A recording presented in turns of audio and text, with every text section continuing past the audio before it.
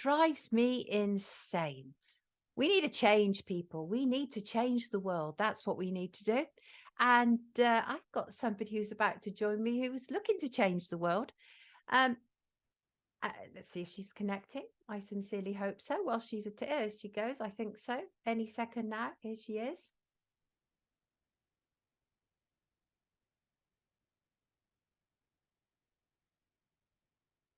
Hello. Hello, Lynn. Hello.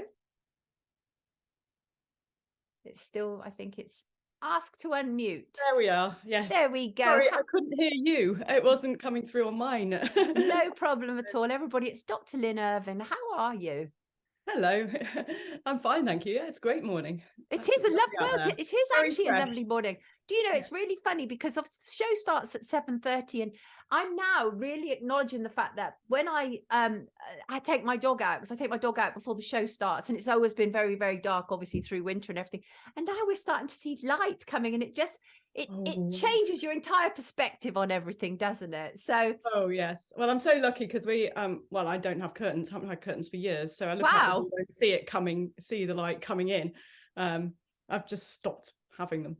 But yeah, interesting. So, it wakes me up at the right time. I see. Bit of a nuisance in winter when it doesn't. Well, do you know, whatever works for you, Lynn, frankly. So you are part of a new movement. Now, people may or may not have heard you.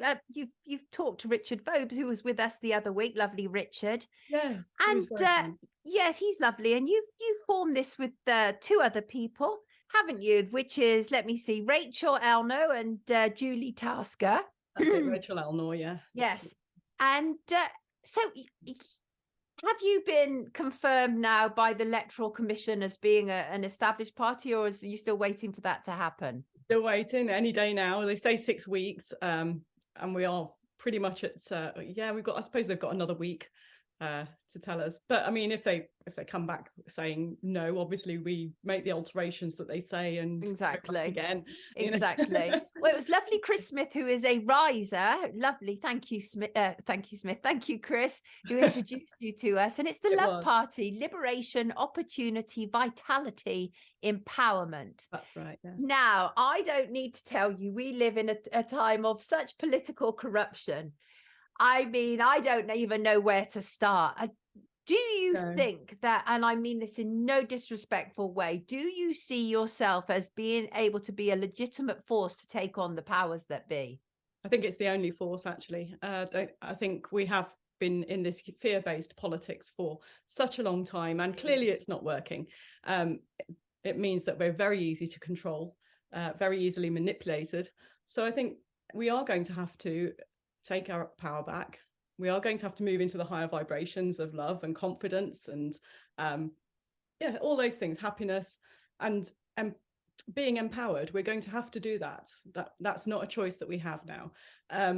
We're all having to step up and do things that we didn't expect to do. And certainly forming a non-political party, which is what we're calling ourselves, is not something I envisage myself ever doing or wanting to do, but we all have to take the roles that we're given, that come to us. But I think if we don't, obviously the future is very dystopian. We've seen what's on offer. It's already been carved out, hasn't it? We need a challenge. Well, they're trying very hard, but it doesn't have to be our reality. No. If we keep looking at it and we keep feeding that energy, that is what we're going to get. But we can do things our own way. And every time that we raise our vibration and get happy and healthy, because as soon as we raise our happiness level, our health increases. As soon as we grow our own things, again, making healthy choices, increasing our health, taking our power back to us and not relying on the central production of food. Every time that we generate our own power, anything that we do, go and talk to our neighbours, look after them, heal ourselves rather than going into hospital, educate our own children rather than relying on state schools. Every time we do these things, these are now acts of rebellion. But they are also the way that we just make government irrelevant. I agree. People do that. I should say what you just described really was my childhood. I was raised in a hippie household, and it was very much about peace and love and challenging the man and all that sort of stuff, really. And so I can completely relate to what you're saying. And obviously we're in an untenable situation, we know it, you know. Obviously we've had the whole kind of WhatsApp releases, and no, people don't trust what's being said because it hardly gives us a big view of what's taking place, really. So do tell us, what do you feel that you can bring to the table? Well, we're looking at the if you look at the last by-election, quite a lot did not bother to vote at all. About 2/3 did not God, bother it was to vote. dire, wasn't it? Exactly. But I don't blame that. I mean, I've been in that position I'm where homeless. I felt there is I'm just nobody homeless. there. Yeah, exactly. Yeah, there is nobody there.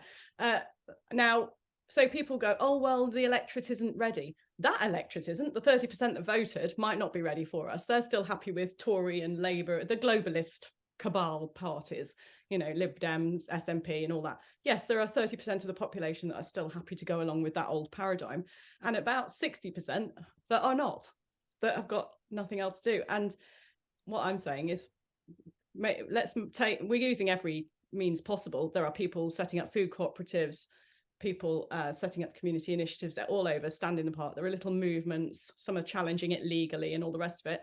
We're going to use the electoral system as our weapon. Everything's been weaponized against us. If you think about it, everything's been weaponized. Our health service, even love itself has been a little bit weaponized, because you know, they really played on that during COVID. Oh, stay at home, save granny. It's horrendous. Trying to play on those things, that trying to play on even our good emotions, if you like, our good qualities, were even they were weaponized against us. And we're just going to turn the tables a little, and we're weaponizing the electoral system. Good. I like the sound of that. I'm looking at your aims. These are not the aims you would see in a normal political, although you, as you say, you're a non-political party, but I've never seen a manifesto quite like this, if that's what this is. So one of the things which I think is really interesting, because it's completely anti what we're actually experiencing, that is to encourage and support the role of the mother in raising loved and nurtured children. So we're obviously, what we're dealing with is a state takeover of parenthood, aren't we? They're Exactly. You know, they're taking not just over the mother, parents generally, but yes, I think even the feminist movement was captured by the more nefarious powers. I mean, it became, oh, you've got to go to work, oh, you've got to do everything. The feminists were about choice. They were about empowering women, not forcing them into wage slavery. So while I'm saying, yes, sometimes the man is better and more patient and better and more nurturing with the children, and that's all good.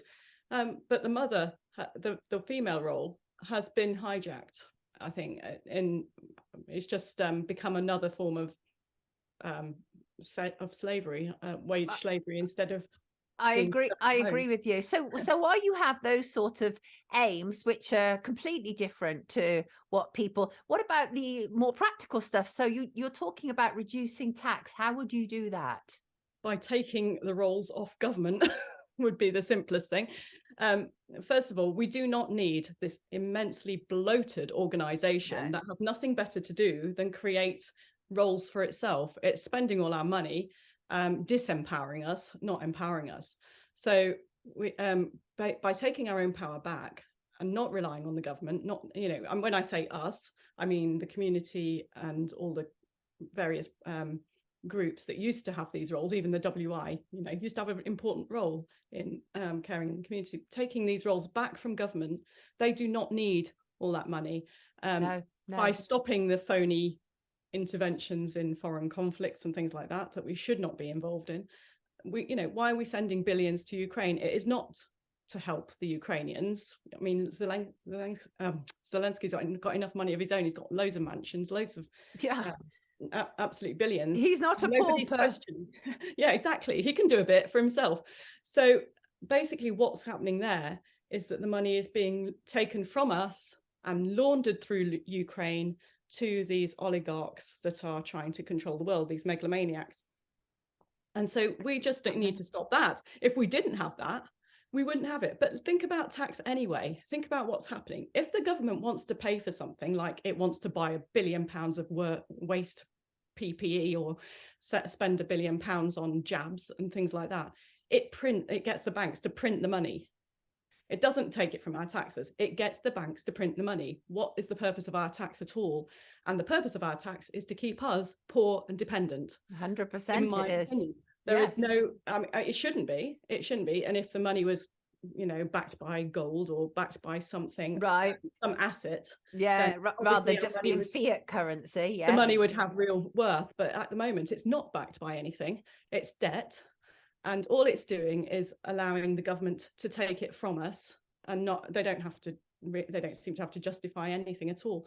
Like I say, they just print or get the central banks to print what they want, and just leave us, like I say, poor and dependent. So I think it's quite easy to lower taxes. It's just, getting rid of government would do it in an instant.